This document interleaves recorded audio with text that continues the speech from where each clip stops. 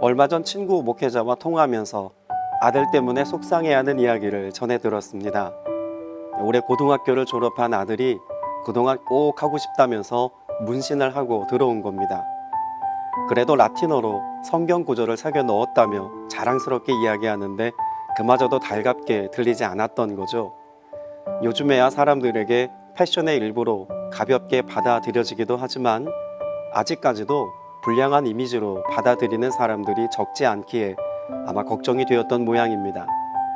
신약 성경의 배경이 되는 1세기 로마 시대에 사용된 문신의 의미만 보아도 부정적인 게 사실이죠. 흔히 스티그마로 불리웠던 낙인 혹은 문신은 노예를 표시하기 위해 사용되었기 때문입니다. 자유민이었던 사람들이 전쟁에서 패배하고 채무를 이행하지 못해서 노예 신분이 되어 짐승에게나 새겨 넣었던 낙인을 몸에 새기고 살아가는 것은 수치 중에 수치로 여겨졌습니다. 그런데 성경에도 스티그마, 낙인과 유사한 의미로 스티그마타, 흔적이라는 단어가 사용됩니다. 두 단어 모두 낙인의 개념을 가지고 있지만 사도 바울이 갈라디아서 6장 17절에서 내가 예수의 흔적을 가졌다고 한 고백은 결코 부정적인 의미로 사용된 말이 아닙니다. 오히려 성도라면 내가 아닌 예수의 흔적을 드러내 보이며 예수께 속한 사람인 것을 삶으로 증명하며 살아가야 합니다. 마치 1세기 로마 군인들 중에 자기의 사령관에게 절대적으로 복종하겠다는 의미로 이마에 흔적을 새겨 넣었던 것과 같이 예수의 흔적을 지니고 주의 뜻을 살아야 한다는 말입니다. 우리가 예수의 흔적을 가졌다는 말은 몸에 성경 구절을 새겨 넣거나 신앙인임을 표방할 수 있는 장신구들을 몸에 걸치고 다녀야 한다는 말은 결코 아닙니다. 나의 삶에 더 이상 내가 아닌 예수의 성품과 예수님의 사랑이 드러나야 한다는 말 아니겠습니까? 내 입술의 말과 마음의 묵상이 오직 예수님께 속한 것이 되어 살아가는 모습을 설명한 말일 것입니다.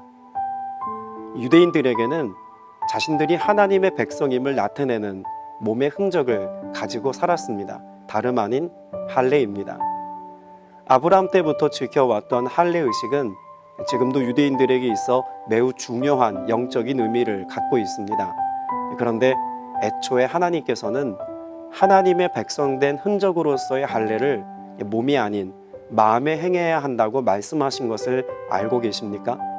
신명기 30장 6절에 내 하나님 여호와께서 내 마음과 내 자손의 마음에 할례를 베푸사 너로 마음을 다하며 뜻을 다하여 내 하나님 여호와를 사랑하게 하사 너로 생명을 얻게 할 것이며 라고 말씀하십니다. 사도 바울도 로마서 2장 29절에서 오직 이면적 유대인이 유대인이며 할례는 마음에 할지니 라고 말씀하시죠. 결국 예수님의 흔적을 새겨야 할 곳은 몸이 아닌 마음인 것을 알 수 있습니다. 사역의 자리에서 그 마음에 예수의 흔적을 새겨놓고 살아가는 분들을 만날 때가 있습니다. 거리에서 온화한 미소를 머금고 전도지를 나누어주는 성도님들의 모습에서 알아주는 이 없어도 그리스도의 사랑으로 연약한 이웃들을 섬기는 헌신된 지체들의 모습에서 발견합니다. 나와 이웃, 나라와 열방을 위해 하루도 빠짐없이 새벽을 깨우며 기도하는 예배자들의 모습에서도 발견할 수가 있죠. 오늘 당신에게도 예수의 흔적이 있으십니까? 내 안에 새겨놓은 예수의 흔적으로 복음을 또 그리스도의 사랑을 증명하는 증인의 삶이 되시기를 소망합니다.